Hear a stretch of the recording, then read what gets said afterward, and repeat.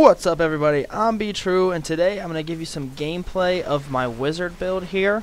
Now a lot of people have been asking for some gameplay of the builds, and like I said in the previous video, I didn't want to make the videos too big and too long, because then a lot of people end up getting bored and it's just too much of a pain. So what I did was I split the build and the gameplay up into two different videos here.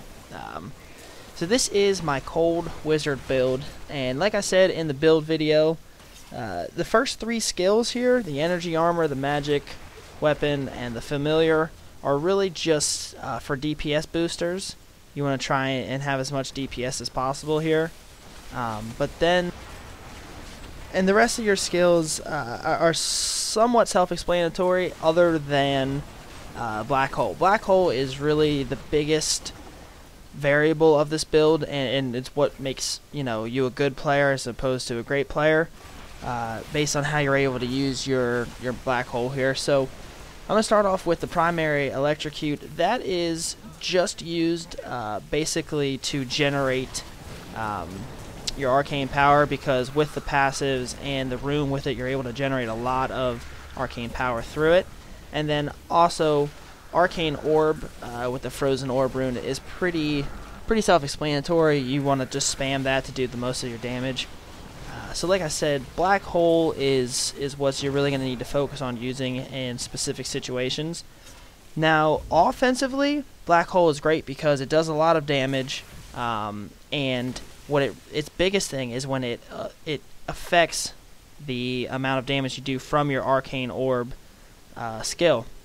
So you can see here, when I use Black Hole, right above the Black Hole skill, there's a little icon that says 11 on it that has the Black Hole picture on it.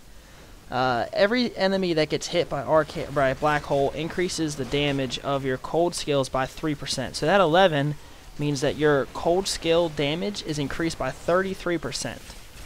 So obviously, the more people you're able to hit with that, the more you're able to increase the amount of damage that you're going to do. So you want to really save this offensively for times when there are large groups of enemies, and you want to place it in a very specific area so they can hit the most amount of people. That's how you're going to end up getting the most damage and the most use out of your Black Hole offensively. Now, Black Hole is very unique because it also has defensive applications other than just, being able to increase your damage by a lot. Black Hole is the main way for you to survive when you get into dangerous situations. Now, what I mean by this is when you use Black Hole, it obviously sucks smaller enemies in towards it. Now this is great because you're able to create space and distance from enemies when you get into dangerous situations. So, when you get up against an elite or champion pack, right, and let's say you get into a place where there's a lot of arcane the arcane beams floating around, there's electricity everywhere, and you need to start healing, you need to generate some space, and you need to get away from the enemies. If you cast Black Hole slightly behind or somewhere around the middle of where the three enemies are for an elite pack or for a champion pack, if you cast it around all of the minions and the monster, it'll suck them up. It'll give you about a 2-second window where you can run, reposition, get out of the way of danger, and ultimately help you survive if it gets to the point where you actually are at a very dangerous level.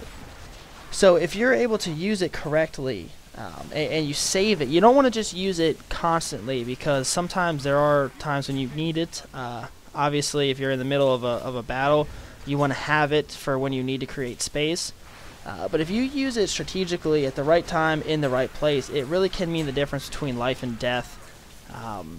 And obviously, creating a lot of damage and helping you to survive and kill people. Other than that, this build is pretty self-explanatory. I mean, there's really only two skills you really have to use, and obviously electrocute when you need arcane power. But other than that, it's basically just spamming your arcane orb with some of the strategy I talked about with the Black Hole. So it's pretty easy to get the hang of if you have the right build for it and you have the right gear. It definitely is a good build. It does a lot of damage.